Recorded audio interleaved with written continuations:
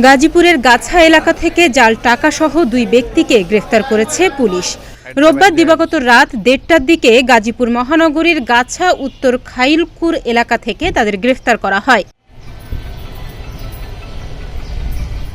গ্রেফতারকৃতরা হলেন ভোলা জেলার বোরহান উদ্দিন থানার পক্ষিয়া গ্রামের শিবলু ও কুমিল্লা জেলার বুড়িচং থানার 6 গ্রাম এলাকার রাকিবুল হাসান। এ সময় তাদের কাছ থেকে 4,92,000 টাকার মূল্যমানের জাল নোট জব্দ করা হয়।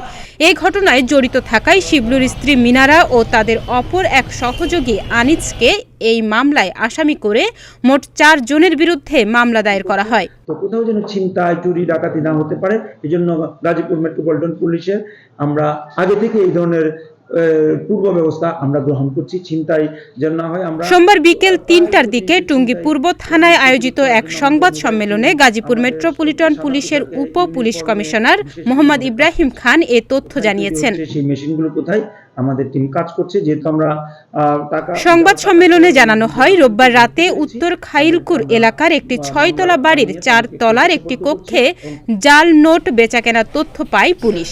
পরে ওই ভবনটিতে অভিযান চালিয়ে তাদের গ্রেফতার করা হয়। জাল নোট সহ গ্রেপ্তারের পর পুলিশের প্রাথমিক জিজ্ঞাসাবাদে গ্রেফতারকৃতরা জানায়, আসন্ন ঈদুল আজহা উপলক্ষে দেশের বিভিন্ন স্থানে বাজারে জাল নোটগুলো ছড়িয়ে দেবার পরিকল্পনা ছিল তাদের। 1 লক্ষ টাকার জাল নোট 15,000 টাকায় কেনাবেচা করেন তারা। একই অপরাধে তাদের বিরুদ্ধে বাসন থানায় একটি মামলা রয়েছে। আজ তাদের বিরুদ্ধে গাছা থানায় মামলা দায়ের করা হয়েছে। আদালতে পাঠিয়ে রিমান্ডও চাওয়া হবে। খবর পেয়েই আমাদের গাছা থানার অফিসার ইনচার্জের নির্দেশে আমাদের সাব ইন্সপেক্টর শাখাওয়াত তার একটি চৌকস টিম নিয়ে অভিযান পরিচালনা করে আমরা 2 জনকে আটক করি। একজনের নাম হলো শিবলু, আরেকজনের নাম হলো রকিব। এবং সেখান থেকে আমরা সেখানে যে বিছানা ছিল, বিছানার তোশকের নিচে প্রায় আমরা 4,92,000 টাকা জাল টাকার নোট আমরা উদ্ধার করি।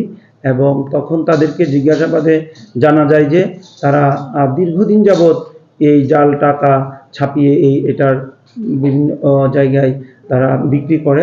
ঈদুল আজহাকে কেন্দ্র করে তারা এখানে